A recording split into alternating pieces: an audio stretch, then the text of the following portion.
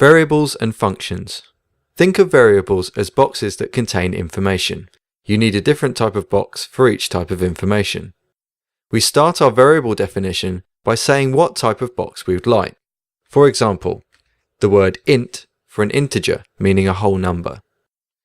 Then we might name that box in order to identify it. Then we could finish declaring that variable by putting a semicolon on the end. Or we can give our box some information to hold. For example, the number 5. The first part of this is the declaration, and the second part is the initialization, where the actual box gets assigned some information to store. If we want to actually do something with it, let's put it into a function. As you may see when you make a new script, we're given a start and update function. Start is called when the object this script is attached to enters a scene. We can put in Debug.Log to get the value of any variable in our game. So let's take that myInt and put it in there. If I were to just log the value of that, I'll see it in the console in Unity. If I save that script and attach it to, let's just create an empty object and assign the script to it. So when I press play,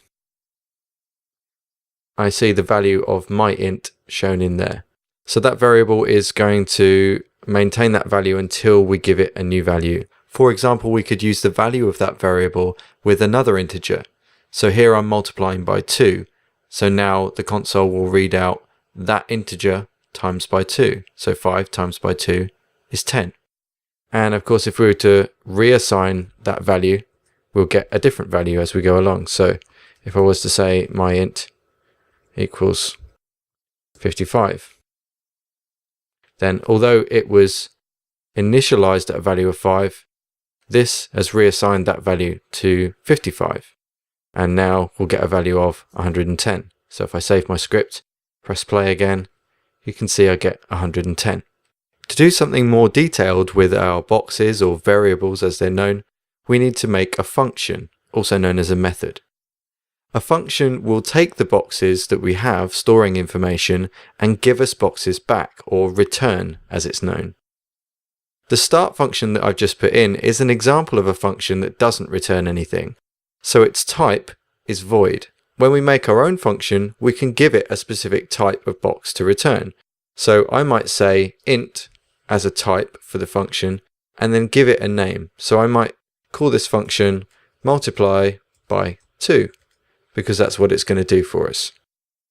Then the function can have parameters. So we need to give a certain type of parameter to this function. So I'll say integer again, because that's the kind of information that I want to be able to feed this machine in order to get a result back from it. Keep in mind that the inner workings of our machine happen between these curly braces. So whilst the variable or parameters are within round brackets, you'll see that the curly braces open and close around the actions that are in our function. So where I've written int number here, I've effectively created a temporary variable called number that's part of my machine. And I'm going to use that in order to feed a number into this function when I call upon it in a moment. Within this machine, I'm going to create another temporary variable, and then I'm going to perform an operation upon it. So I'm going to create another integer called ret, short for return. Then I'm going to use that variable and say it's equal to the number variable multiplied by 2. Then I'm going to use this return command so that the actual result of running this function is that it outputs the value of ret.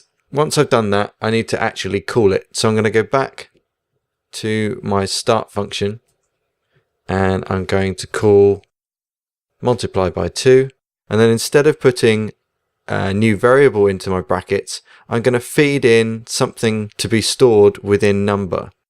So this time I'm going to feed in myInt. It will work in that because it's of the same type as the variable number. So this time I'm feeding myInt, a value of 5, into my machine. It's going into the machine. Then ret, the new variable, is equal to myInt, so 5 times 2, and it's returned ret.